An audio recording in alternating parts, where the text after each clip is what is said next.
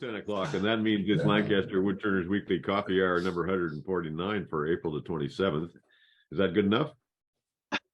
No, John, you need the whole introduction. We have 33 or 34 on screen right now, and we'll have another dozen clicking in, I think, before this is over. I have a raft of announcements I'm going to bore you with right away. So coming up, I'm going to do them in order. On Saturday at 3 in the afternoon is the American Association of Woodturners annual member meeting. And if you're a member of AAW, you probably received a notice about this. And if you haven't, go on their website and get the Zoom link if you'd like to attend.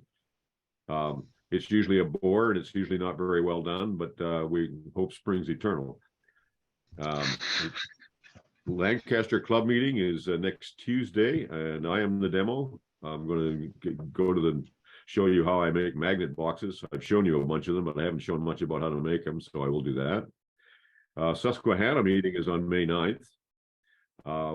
Lancaster Open Shop is in two Saturdays away, May 13th.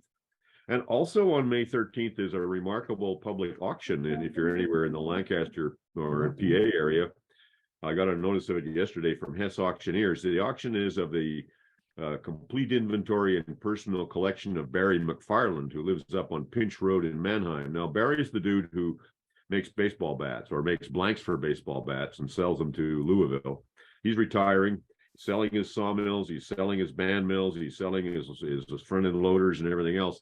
He's also selling off an enormous wood inventory. There'll be a lot of slabs, there'll be stacks of, last time he had one of these, I bought 120 feet of primo cherry lumber, work order cherry lumber for $60, that kind of stuff.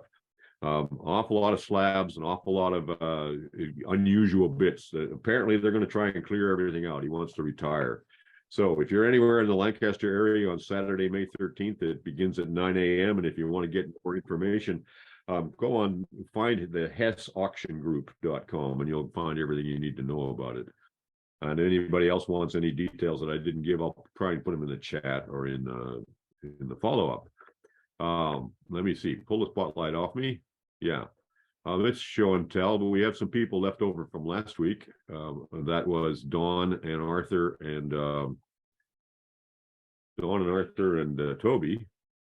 If you want to show again this week, but before we go to that, Barry put a question to me yesterday that he asked we could put to the group about epoxies and the chemistry that you guys all use, and he's got a list of questions. So I thought what we might do is, with the gallery view on here, put each question and ask for short answers, not long answers, because there's a list of questions, and they'll be available in the recording for Barry to digest and maybe even put out a small report. So Barry, what's the first question on the list?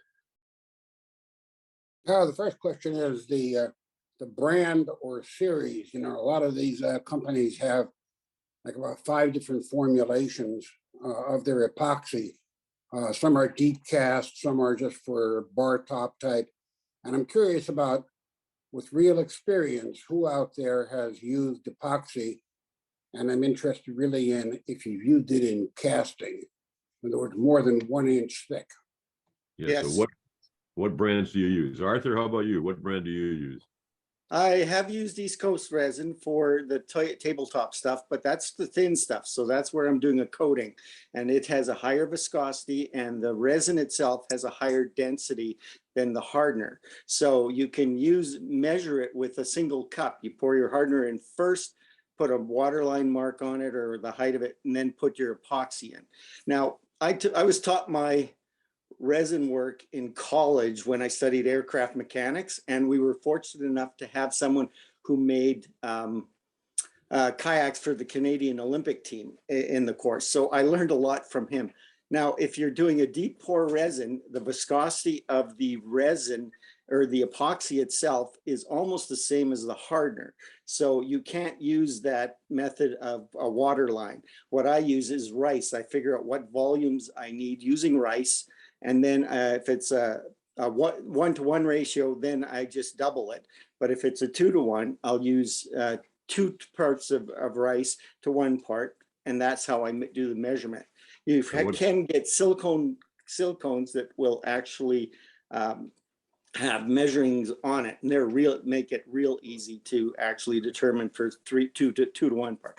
Now, the 2 to 1 part takes much, or no, a deep pour resin will take much longer to cure, about 3 to 4 days for a 4-inch resin to, sorry, I shouldn't say cure, set.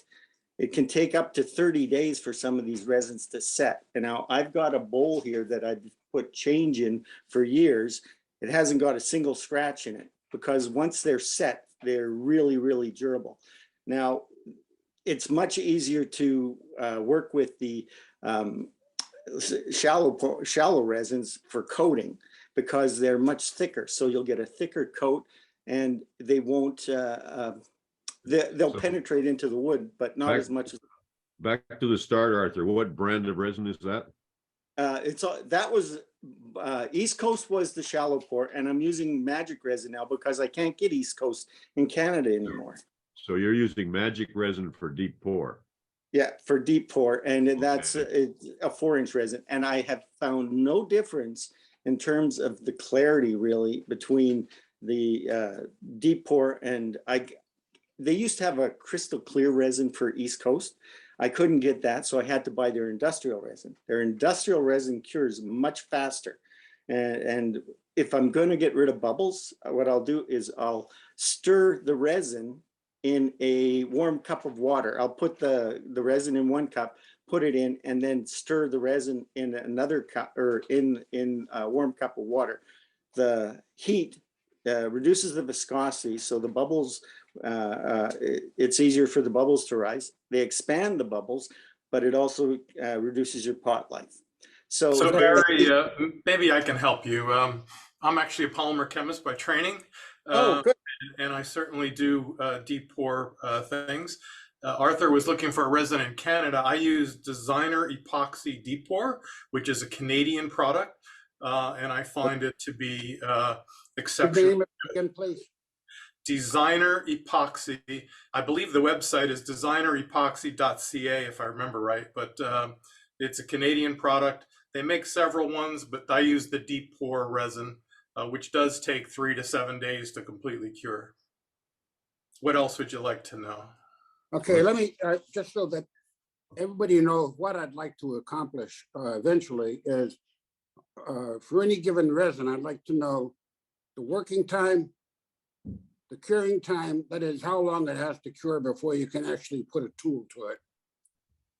The curing environment, does it have to be in a pressure pot, or can it be air cured? The resulting clarity, you know, the absence of tiny bubbles that make it look cloudy, the possible depth that you can cast to, or that you have successfully cast, and the ease of turning after it's all cured. That's a great list of attributes. Most of these epoxies require a certain temperature to kick them off. And one of the things people do make a mistake about is not having sufficient temperature, whether they're 70 or 75 degrees, but you should read the label. The other thing that's very different that wasn't on your list is whether you're mixing by weight or by volume. And very often the suppliers will give you one, and woodturners seem to go another direction. But the density of the two solutions you get may not be the same. And so therefore mixing by weight or by volume is a different thing, and you need to have the supplier's information to do that properly. I've poured that Designer Epoxy to at least 4 inches with no problem.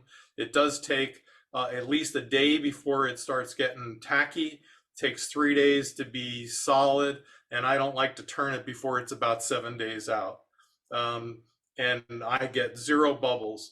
Your pressure pot question, to me, is irrelevant to deep pour epoxies. And there seems to be a thought out there that you must use a pressure pot on deep pour epoxies. And I believe there is absolutely 0 reason to use a pressure pot. If you're using polyurethanes that cure very quickly, like Alumilite, you will need a pressure pot. But if you're using very slow cure epoxies, and I can show you some examples of things that have 0 bubbles and 100% clarity. I think that's So Alumilite is not an epoxy. It's a PVC. I believe they make both urethanes and epoxies, but their main product that they sold for years was a polyurethane that cures in 20 minutes or so, and overnight. But they also do make an epoxy, so I want to be careful about that. I've had terrible results with both their products. Well, there you definitely need a pressure pot. You can't really go all that thick, and there are other issues. I personally think that the active isocyanates are not really a good thing that most turners should be using in their shops without a hood or a way to remove some of those noxious gases. So I go with epoxies, I can tell you. I do it out on the table and they cure just fine with 0 bubbles. And you will look and you will see some of them will make claims on clarity, some of them won't. But what you really need is one that's at least UV resistant. You don't want it to darken and yellow with time. And I haven't found, at least the one that I'm using, I haven't found it do that at all. But I do like to put pigments in mine, so I'm not really going for what I call water white clarity of a product. Barry, The other thing, by the way, that isn't on your list was shelf life.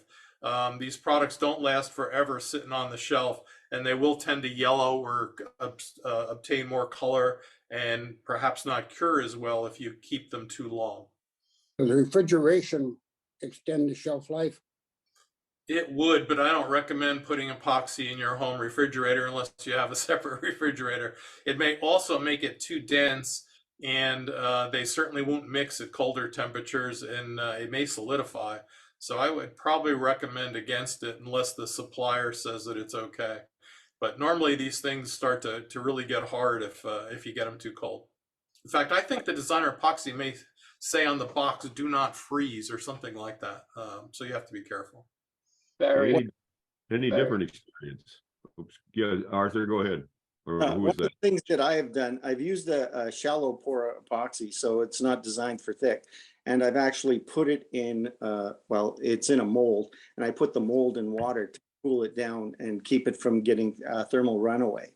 And that I've done as well, because when I first started working with epoxies, I wanted to make little threaded chucks to mount my or threaded things to mount my inserts on, and I pour the resin into a cup and let it cure. Well, I let it cure at -5 Celsius overnight just to stop the thermal runaway, and then I tap that or thread that. So you can slow the curing process down. I read on one manufacturer's website that for the pot life can be extended by lowering the temperatures. But I mean, you're getting into some complicated science here. Anybody else with other experience from what we've heard from so far? Barry, I do deep pour only, so I have nothing to do with anything above the 2-to-1 mix. I concur with the others' comments. You can demold them probably in 3 days. I don't even put them on a tool for 5, and sometimes I wait a week. And Which brand is that, Jim? I'm using, I use a number of brands, but the two that I'm kind of settling on are Liquid Glass, Deep Pour, and Wise Bond. I have a local shop that makes a lot of poured tables, the river tables. He uses exclusively Wise Bond, and occasionally I run by there and buy some, but I usually buy it online. I do not use a pressure pot. I have not had trouble with bubbles. Aluminite, I will not touch again. I've had bad experiences with it. Plus, you need a pressure pot with those guys. So I kind of concur. The one I will not use, and maybe I should try it again. When I started, I used epoxy because I like the idea of naturally made epoxy. I had so much trouble, but this was 5-7 years ago. They may have improved their formulation, but I've heard a lot of complaints. That comes out of Canada, I think, epoxy. Maybe it's good. I just had a very bad failure with it. Liquid Glass, Wise Bond. I've had one other, Upstart. those all have been good for me, and I usually go because I know they're good. I buy the one that's on good sale at the time when I want another gallon of it. Well, I think the liquid glass deep pour is one that, at least on their Amazon ad, I think it says pour up to 1 inch. Mhm. I'm wondering about going beyond that 1 inch. Well, They have a deep pour formulation. I've used that one too. I believe that one required 75 degrees as the temperature you're supposed to cure at, which was a little tricky. Otherwise, it cures really slowly, really slowly. But that they do have a 4-inch version, I'm sure of. yeah, I think they're the ones that'll do. Most of them say 3-inch for deep pour. I think the liquid glass will go 4, and I think historically they are the first company that actually started making this epoxies that we're using now. I think that's, unless that's bullshit advertising, but Let's see if anybody else knows. Anybody else got expertise here you want to throw in, or are we heard from the 3 experts in the room? Just one other thing about turning it. When I do turning, I set up a fan behind my lathe and I blow all the strings to one corner. And that way I don't get wrapped around the turning so much. So I guess the question that was on Barry's list in a weird way is these epoxies will set up to different hardnesses. So they will turn differently. Some are more brittle than others. And some will form those nice streamers and some will chip off depending on what kind of tools you use. And some may be more forgiving, but that's usually not a spec the suppliers give you, and it's something you have to play with a bit as to what the actual hardness of the material is.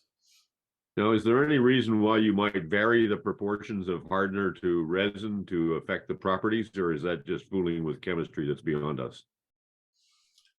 It might, but more than anything, it may cause things to go awry. I think you probably want to stay with what the manufacturer recommends for the mix, because it's not 1-to-1 and it's not bifunctional. You have a variety of things that can go on with the way they do this. So I would stay with their mix recommendation. Besides, you'll run out of one of the components and not get enough. If you find that you have too much left over, you're not mixing it properly.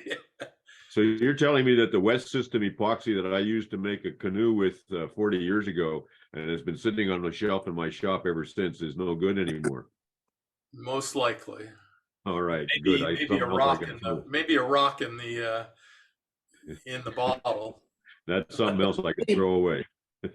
I had a specific brand of interest only because it's now being offered by Klingspor woodworking shops, and it's MAS. Mass. Anybody ever heard of MAS? And it's available in thin and thick. And I have used it. I have used it in the past. Like I say, I've used a lot. Again, if it's a good buy, I go for it. But I have not come back to it. Not because it was particularly bad. I have not found any difference in the turning of the varieties I've used. Maybe I wasn't observant enough. You basically have to use negative rakes, scrapers. You're just down to that. So. Okay. And what about the total boat deep pour product? Nobody's used total boat. I haven't used it. People do use it for turnings, but I have not used it. Okay, you can't look at YouTube without seeing somebody peddling total boat as a wonderful solution. Well, you might try it and find out, and then you'll be the expert and you can let us know. I'm somebody, if you guys want to put some of those brand names in the chat, go ahead and do that. Otherwise, people can just gonna have to pick them up off the recording. John, Barry does that. Yeah. one of the things is I turn a lot of resin pens, all kinds of resin. And one of the things I found out is that if you're getting little nicks, little hard nubs of plastic, and you're getting pits in your blank, turn below center. Agreed. Put your tool below center line. That way you're pushing against the blank and you're not prying out pieces. Doesn't Uh-huh. negative rake tool accomplish the same thing, Randy? Yes, it will, but you don't need it. I have done resins that were so hard they just laughed at a skew. But what I did was I got a carbide tool, and it has a very almost a 90-degree angle on it, and I turn below center. I get endless streamers, and they clog up the dust collector screen in my dust collector. But That's by the it. way, negative rake. As somebody mentioned, I think it was here, Arizona Carbide. I bought some of their negative rake scrapers. It's probably the best carbide negative rake scrapers I've ever had from my tools. I'm just saying that. Don't own the company, but I have very good experience with their scrapers. So. I use the Boxmaster double end high-speed steel scrapers, but I'm not turning plastic, I'm turning wood. So, The other thing anything else on this? Right. Sorry, go ahead, Arthur. I said the other thing I do is I'll do a shear scrape. So I'll turn the scraper on its edge so you're getting a shear scrape, and that reduces the catches as well. And you really don't want to catch with plastic. It's not pleasant. What happens? Does it break apart? You can shatter it, and it really does grab very hard if you're using a scraper and you happen to get a catch or whatever. I also turn with bowl gouges, and I'll take a 1/4 inch of resin off in a swipe. But you're turning. I turn at a slower speed. You don't need to generate heat with resin. And I also don't turn very fast. Like, I'm not putting a lot of force into it. So when I'm using a bowl gouge, but I turn with pretty much everything, skews, bowl gouges, things like that, scrapers. I would like to see somebody turn in real time, live, not on video, with gouges. I cannot cut plastic with gouges, and sharp or whatever speed. It chips all the glass all over the shop. So, well, the amount of interest that this topic tends to generate on here, maybe it's just you three guys, I don't know, but we've asked the club to work up a demo of it, so we might get an answer to that sometime in the next few months. Anybody else with different experience?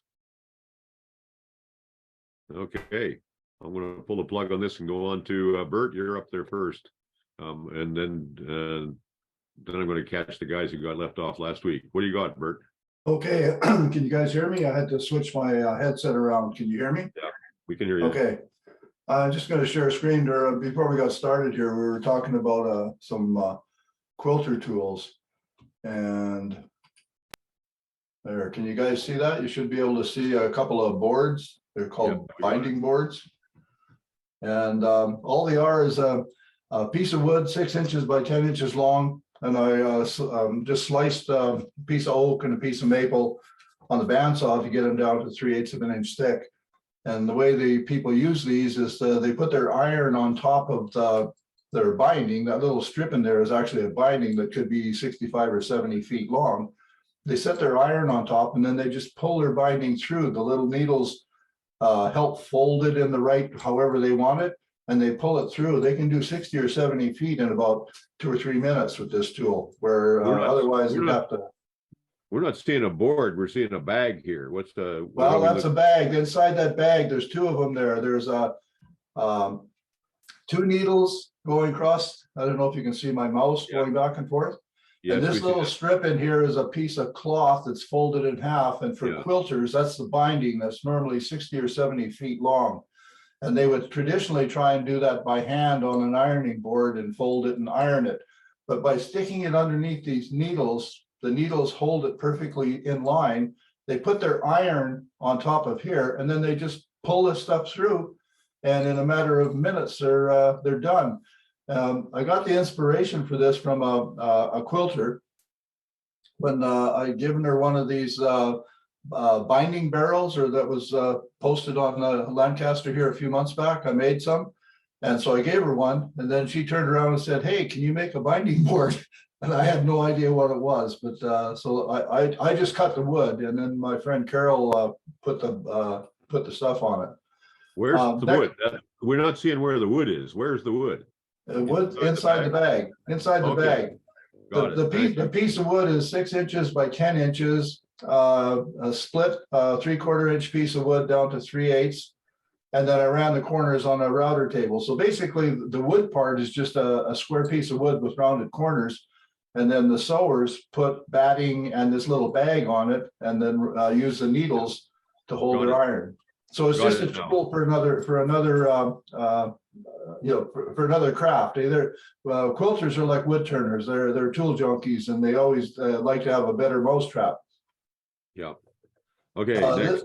This next picture is some hat stands that are going into Fort Edmonton Park. It's a turn of the century theme. They wanted to have their hat stands displayed on something a little bit Victorian. So I went ahead and they asked me if I could make some. They needed them 48 inches tall.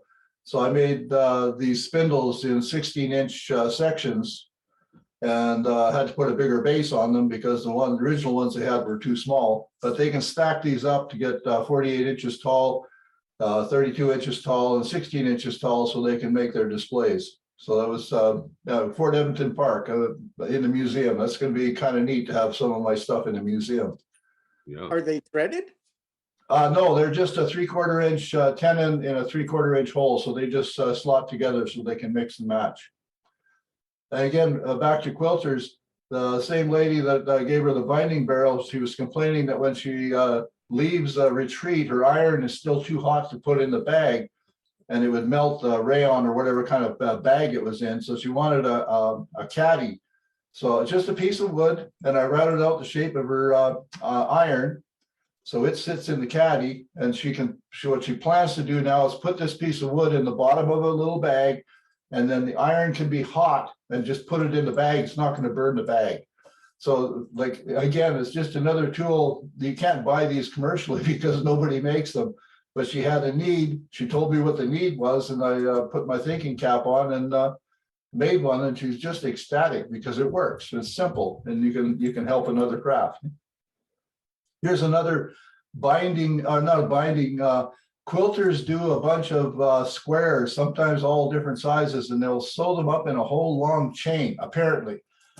Carol showed me this, as she had some 25 or 30 pieces of cloth all stitched together with about 2 or 3 stitches in between. And this thing here has a disc cutter embedded in this wood. There's a little notch on the top of the wood, and the cutter sticks out, and they can take their cloth and just drop it on there, and it cuts the threads and cuts all of their little squares away. Again, it's another one of those tools where she defined a need and told me what she wanted, and I put my thinking cap on and came up with this. And again, they just love them because they're so functional and they're wood. So yeah. Where'd you get the cutters? Where'd you get the cutters? They're Olfa cutters. Actually, all of the quilters that got these, I told them they needed to have some skin in the game. So if you've got an old cutter that doesn't, it's got a nick in it in one spot, it's useless for quilting.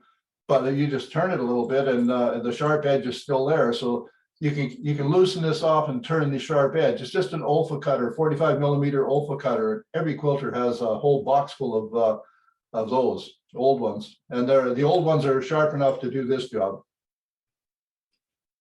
And another, this one here is comas and a miniature swift. So the knitters and the people that do fiber art, they have these little cross frames here that usually go 2 meters. In one revolution would be 2 meters, but for the comas, they use really, really small thread. So she needed a really, really small swift. And so when she's doing a course, she needs to distribute out a certain amount of material to each of her students. Each of her students would have 2 of these coma spools, and then she can take her material and spin this little swift around and count the number of turns and distribute the material to her students. So it's a simple piece of wood. The only turn part on here, I think I turned the edges on these just to make them round, just so I had some turning and the little knob, and that's about all the turning that was involved. Making the comas are just a piece of wood with a cove in it, and you make them in pairs, and they love them. I mean, it's just another Another craft, I call it fiber artist crafts, so wood turners helping the fiber artists. That's about it. Okay. You and Ernie were going to talk about getting together something about making spinning wheels. Is that happened, or is that going to happen? Well, it hasn't happened yet, but I've been so busy with a lot of this other stuff. We haven't got hooked up on it, but I've got a couple of spinning wheels that need some serious repair, and I haven't got them on. If you talk, Stu knows my shop. I haven't got room in my shop right now to put anything on the bench. So, okay. When you get to it, we'll be glad to look at those. So thanks very much, Bert. Any questions for Bert? Bert, do you use DaVinci Resolve? I saw it on your screen. Yes, I do. When I'm doing my videos, even the videos in the shop, I use DaVinci Resolve for editing. And it's a little bit of a steep learning curve to get started, but man, is it ever slick. It really works. Okay, thank you, Bert. Don Smith, what do you have today? We left you off last week. Just 2 or 3 things. One was to thank Kai for showing us the tippy toppies. I'd never seen them, never played with them before, and I've made 2. There was 1 1/4 inch and a little inch one. And do they tip over right? Do they do their thing? Yeah, they do the thing perfectly. Unfortunately, I'm not into the electronics to be able to do a video on them.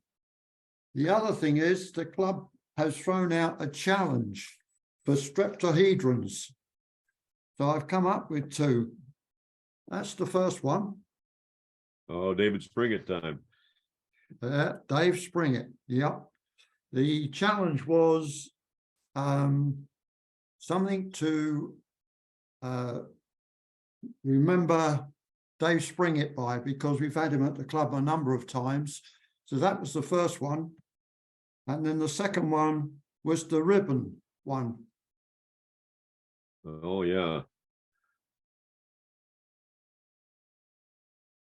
Now, there's been an article in the journal, AAW Journal, about that one, I know, because I edited it some years ago. Yeah. It's the accuracy is the main thing with this one. The turning is easy, but you must get the accuracy absolutely spot on. Otherwise, you've got some sanding to do when you've finished. But that's all I've got, is just to show a couple of things from over here, over the water. Any questions for Don? Actually, my question is for Kai, because I just wanted to make sure I heard him right when he talked about the tippy tops last time. For the small ones, did you say the post in the center was part of the original piece and that you didn't glue in a post? Well, Yes, that's what I did. I've done, Bruce. Both of those, that one is complete and that one is complete. One piece. No. But One when piece. Kai went to the, I haven't seen Kai on. Is he here? Yes. Here. Yes, yes. Oh, right, Kai. Hi. I believe that when Kai said it, he was talking about the 4-inch one where he put a stem into the insert. Am I correct? Yes, I did. I mean, you could make smaller ones with separate stems and glue them in. But when I demonstrate wood turning, I find it easier to make them from one piece. Then you don't have to bother with gluing something in and waiting for the glue to set and things like that. Yeah. But they both work fine. If you glue in the stem, you just have to hollow it out. You have got even more space for hollowing out the tippy top. Then you drill a hole with a drill held in a chuck and glue in the stem, making sure it's got the right direction, or it's on the axis of the lace. Depending on how deep you drill the hole, this will be automatically right, and then the rest is the same as turning the tippy top in one piece. So it's both possible. You could even drill out the main body of the tippy top using a Forstner bit instead of hollowing it out, and then drill another hole for the stem, glue it in. That might be even quicker, but as I'm not in a production situation, I just do them for fun. I normally like them rounded on the inside and rather use a skewed chisel or a scraper to do that than drilling them out. Thank Drilling you. The them one out time I by- tried it, I drilled out the piece for the stem, even in a small one, and I just could not get the flip right. And a lot of it is obviously where the center of gravity is. And I would imagine what the density of your two materials are even matters. So I just got it wrong, I'm sure. So I'm going to try it again. I found one last time I tried, my stems were too long. When I cut the stems shorter, the tops worked. Yeah, Well, it's by drilling it, you're taking out the craft, aren't you? The craft is to turn it with the stem in place. and not break it off while hollowing it. Yeah, there is that. Yeah, but I Anyway, think the outside shape is most important of the main body of the tippy top. So if you get the shape wrong, it won't flip over. So either a sphere or a sphere that is a little bit squashed, but then it should work. And then make the stem a little bit longer, try it out, and if it is too long, you can always shorten it. Yeah, that's what I had to do. Thank you. Hey, all right. Thanks very much. Thank I'm going to you. make some of those soon too. Great. Okay, Arthur, are you going to show us some work today? I'm hoping to. I did a bowl that last week that I had to deliver, and I was hoping to show it last week. So I've never tried doing a share before, so I'm going to try this and see what I get. We usually invite people to come on early and learn to share before, but see what you can get. Are you seeing that? Nope. Yep. There we go. We got it. Okay. Now, how do I go to the next one? Okay. Well, Anyway, let's talk about it. does anyone recognize this wood? No. Wormy something.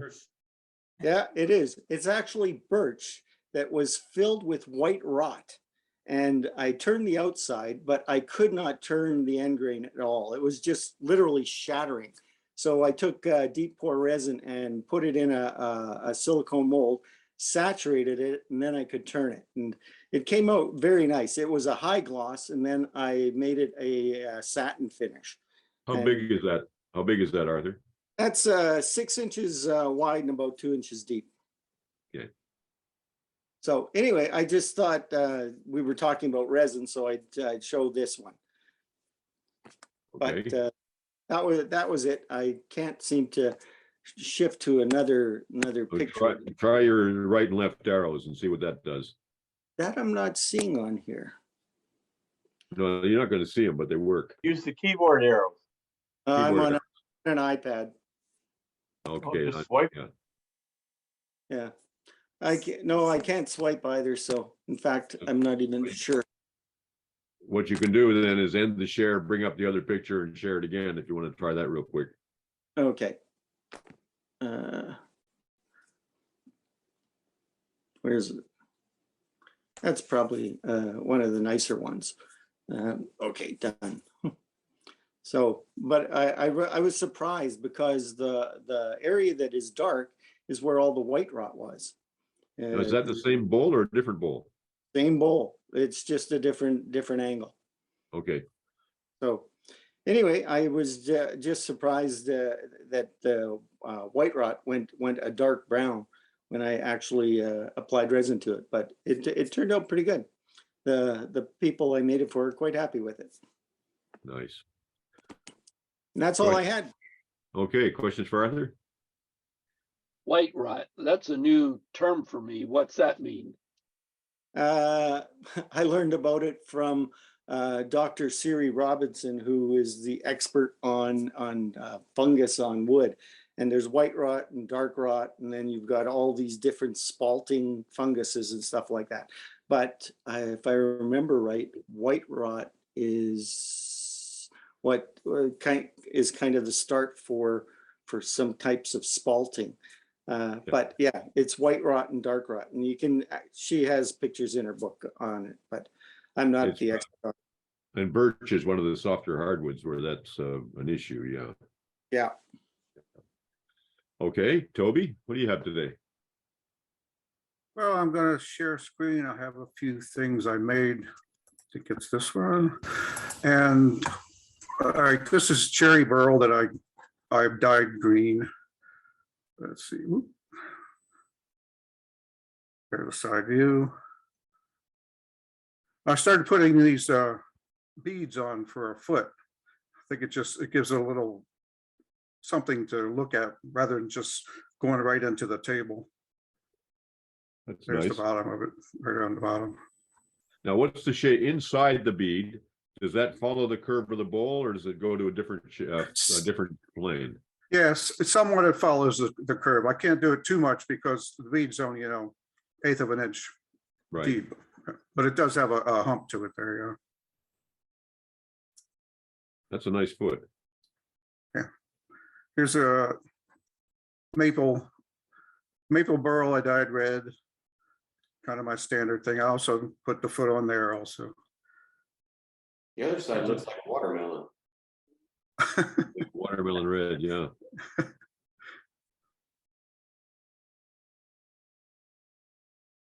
Oops. And this was just a little practice piece. I had a commission I'm doing for someone's son passed away, and they wanted an urn with a lid on it for partial ashes. They split the ashes because they're separated, the parents. But this, I was just trying to get the color down right because they've seen one of my previous turnings and they liked the color, but they didn't want the particular piece that I had. So this was just a practice piece to get that color down.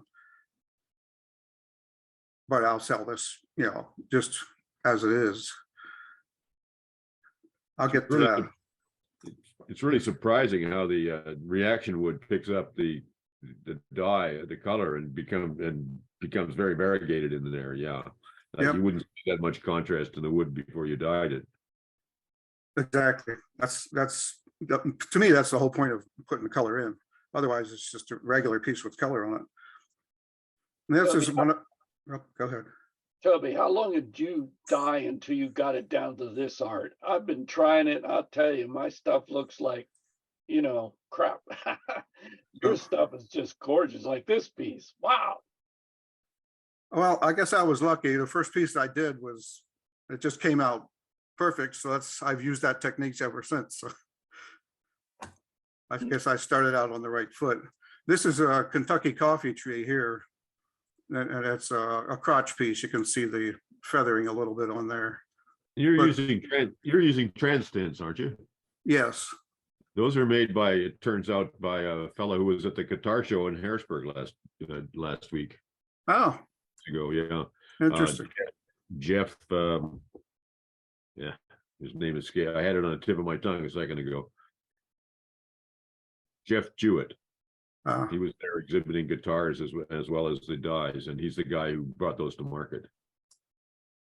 Yeah, one of my orders with him, he sent it, and one of the containers, the 2-ounce containers, came apart during shipping, and they were all inside of a plastic bag, each individual color, so it didn't destroy any of the other ones. But I emailed him, told him what happened, and he sent me a whole new one, along with another empty bottle, to try and salvage what came apart. So are these liquids or are they a powder? It's a liquid. Okay. And you dilute them extremely. Yeah, I do. Yeah. That's the back of it. And that's a straight flat foot. Yeah. Yeah. I didn't have enough of a tenon on this one to actually make, and it's a real thin piece, so I didn't want to mess around with the bead on this one. Yeah, it's pretty thin here, close to 1/8 of an inch. I like the way the bark sticks up on this Kentucky coffee tree. That's the way it grows like that. Hardened with epoxy, with CA glue? No, not? I didn't put anything on it.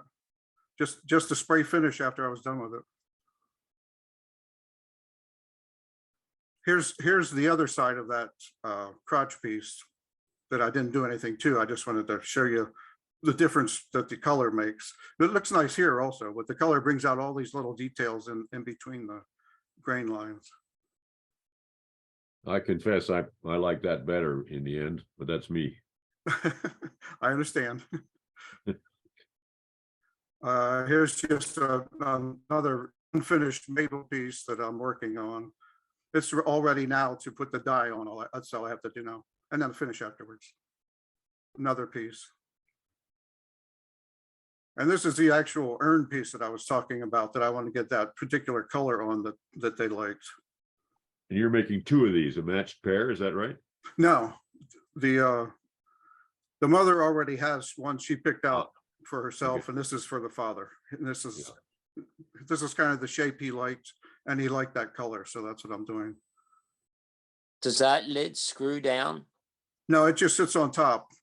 They'll probably either glue it together if they want to seal it, or I tell them just to put a plastic bag in there and put the ashes in that and seal the plastic bag. That's what I tell them to do. Is that big enough for an adult?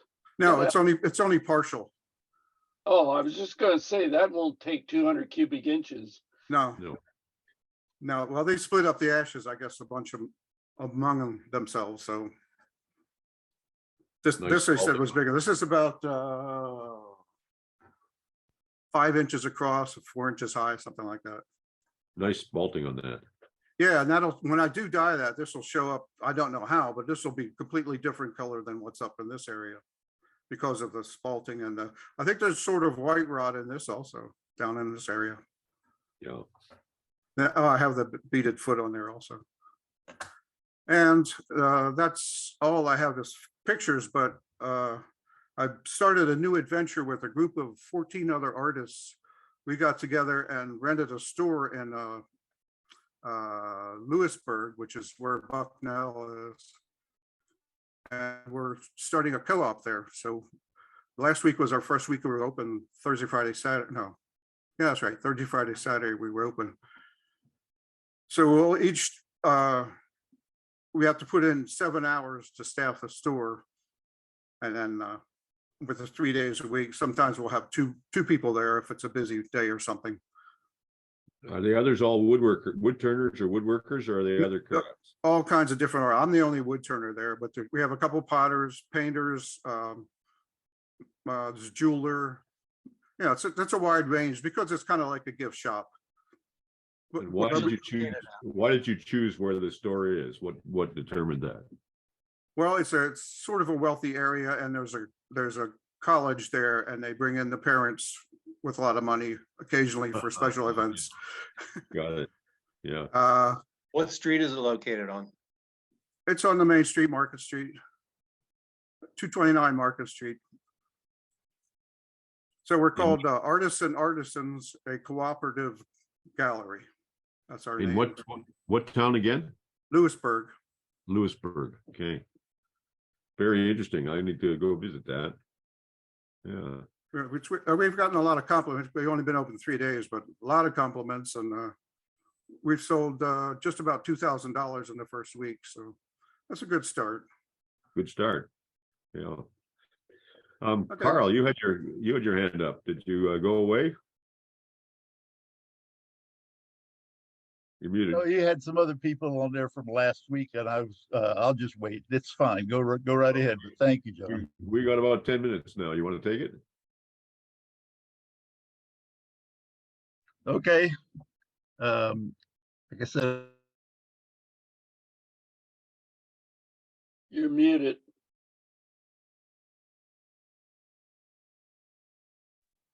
And now you got them. yeah, a little piece of Florida cherry, and I was successful. In Florida, we don't have much of a winter, so it's a trick to keep the bark on.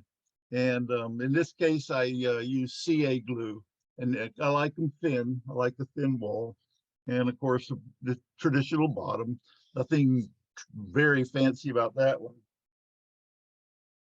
The larger piece here, I thought it needed something, so I put a little butterfly up in the corner, and I used automotive metallic paint because I wanted to try to capture what I see when I see some of the beetles and some of the beautiful iridescent colors that you can capture in life.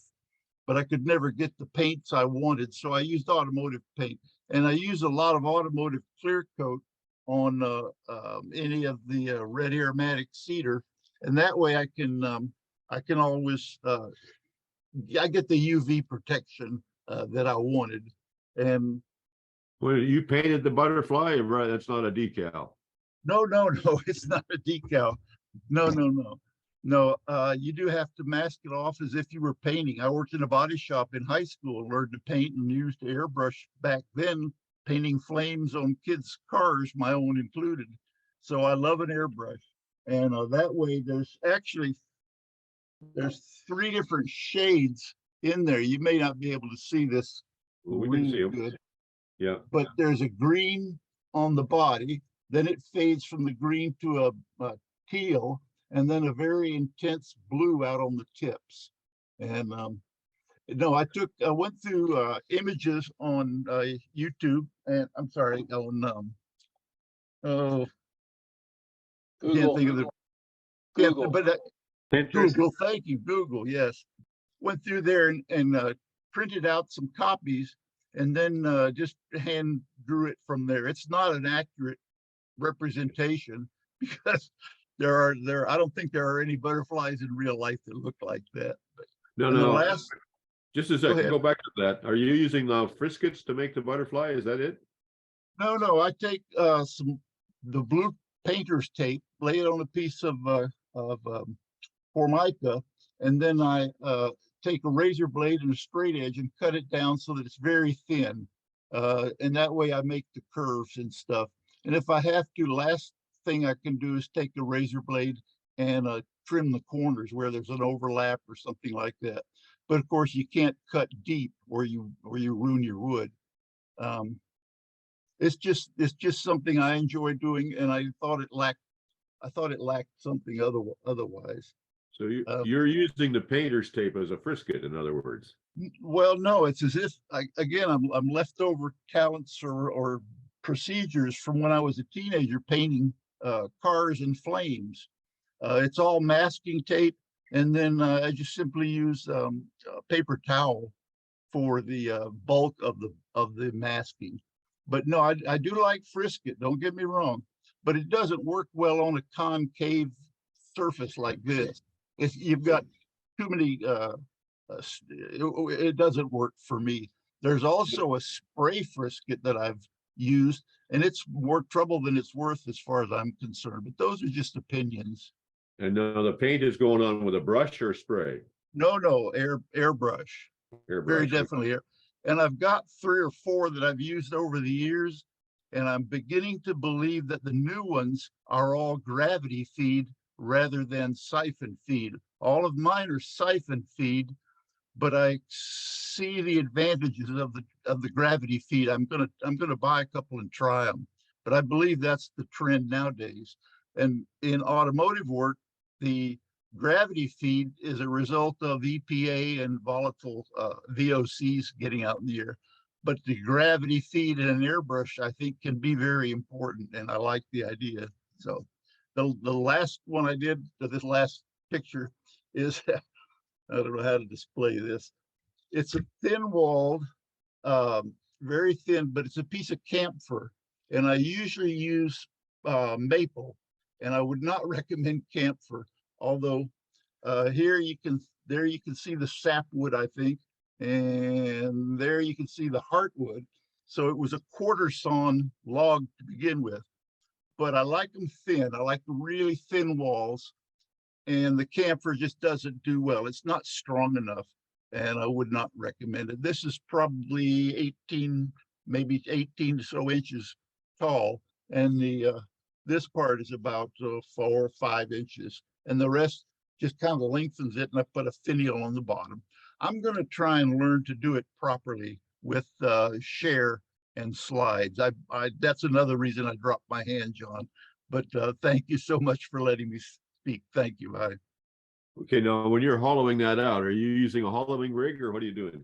Yeah, I made my own. I welded up a hoop and a capture bar at the end, and then used the carbide tips to deep hollow.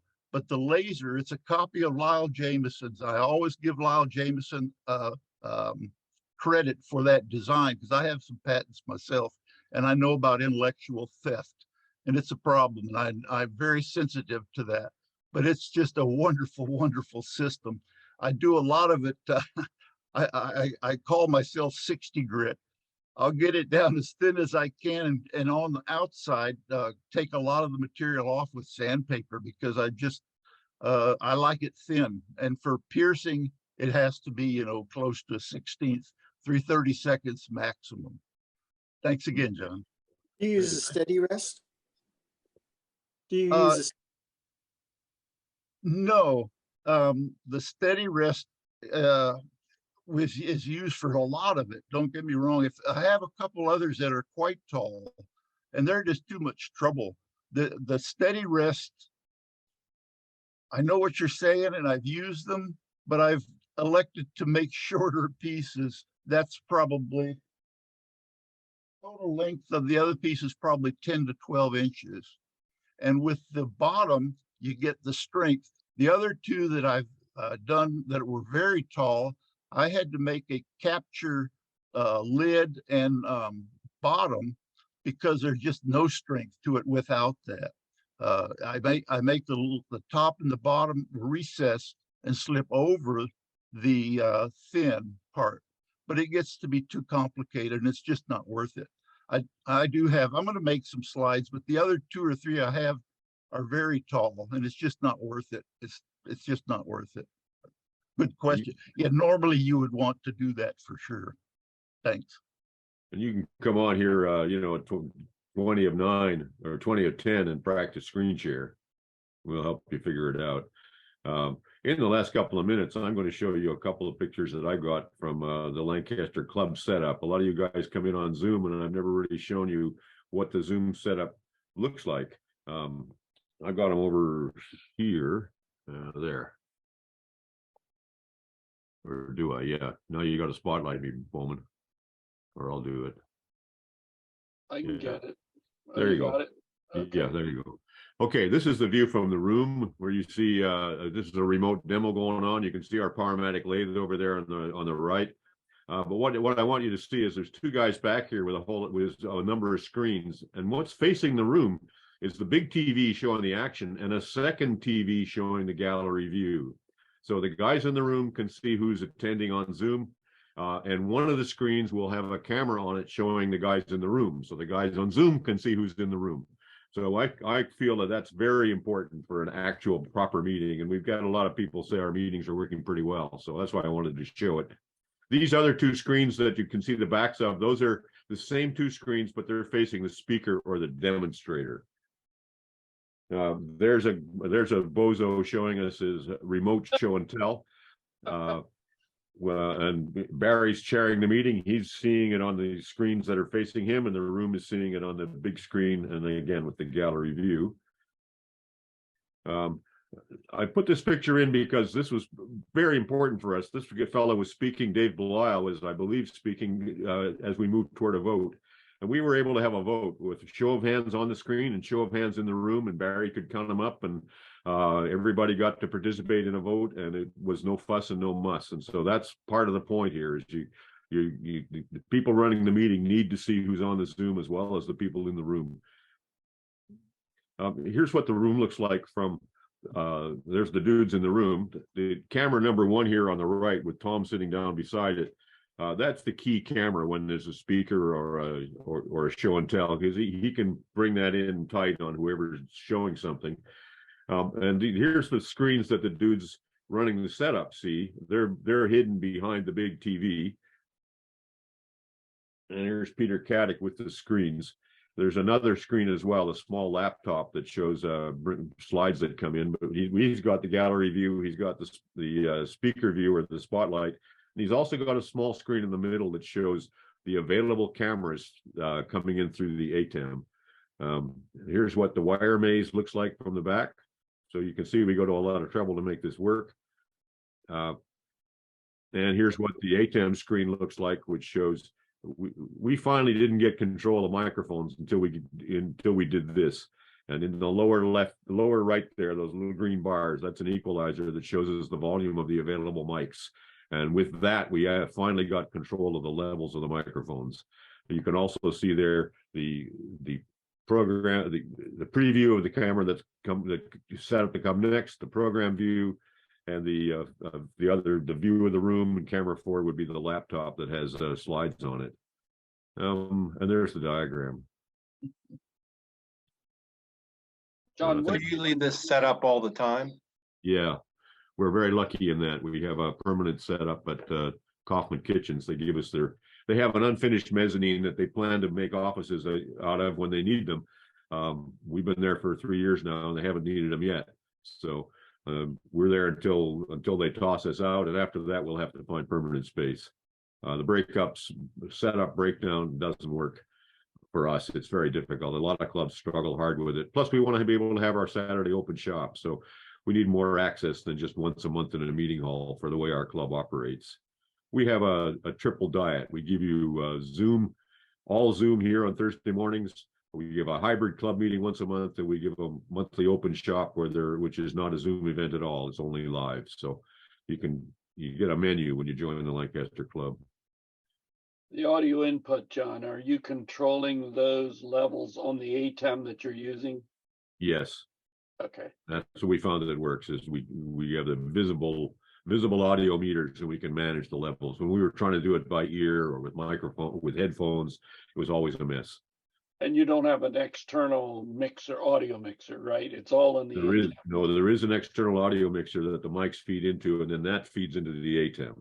So that's what I was wondering. Yeah, we can mute each microphone separately. We can adjust the levels of each microphone in the mixer, but it's when it gets to the ATEM is where the rubber hits the road. Okay, any questions? Because we're on the hour. Where does the sound come out? Was that a speaker I saw on the desk? There is a speaker. The sound generally comes out of the big TV, which has pretty good sound. We do have a PA system that we're learning how to integrate into this. And I think the main use for the PA actually will be to bring in, if we have somebody wearing a face shield and a lavalier mic, we'll bring that into the PA system, into the room. And then let the room mics pick that up to put it out to the Zoom. I think that's the setup that's going to work. Okay. Is anyone going to the AEW symposium, and are you going to be doing any commentary on that? Anybody? I do not believe the AEW is intending to. I don't know. They haven't announced whether they're going to have a Zoom component or not. We might find that out at the annual general meeting. I rather suspect they're going to wait until after the early bird discounts. And then they may announce a Zoom setup, because they don't want to lose anybody who was going to attend to the Zoom. The Zoom would be marketed to people who aren't going to attend. Well, okay, well, here's the thing. I think they're going to do two rooms, but I'm not sure about that. There was a plan for that, and I haven't heard any more. There were some comments, John, in the minutes. If you go down the site and look at the minutes of the executive meetings, I think they were looking at 3 or 4. They were going to, I don't know. I haven't looked for a while, but there's been a lot of, I'm pretty sure they'll be announcing something about that pretty soon, probably on Saturday. I mean, long term, they're questioning, will there ever be another, will symposiums die? I mean, the attendance is down to around 1,000. It's extremely expensive for what's happening. Yeah, I personally believe the future is in the regional symposiums, not the national, but that's another opinion. Funny you say that, John. I hear from a lot of people that they prefer some of the regional ones like SWAT or the Cincinnati one, and and others too. Nothing else, the travel's typically less if you're local to that. But I know a lot of people that will willingly travel to Waco, but are not interested in going to the AAW. Yeah, I'm in that camp myself. I like the regionals. I like the smaller event. The event with 1,500 people and 28 concurrent demonstrations is more than I can take in. It just way too much. Well, plus the regional ones are about wood turning. As opposed to okay. Okay. We're on the hour. I think I'm going to say thank you all, and we'll see you all Good next day. week. Thanks, John. Thank very much, everyone. See you, John. Yeah, I'm Yep, off. thanks, John. So- Thanks, everybody. Very Yep. good. Thank See you you, next everybody, week. for your participation. See you next week. Yeah. See you next week. Bye-bye. Wood shop. Thank God for wood.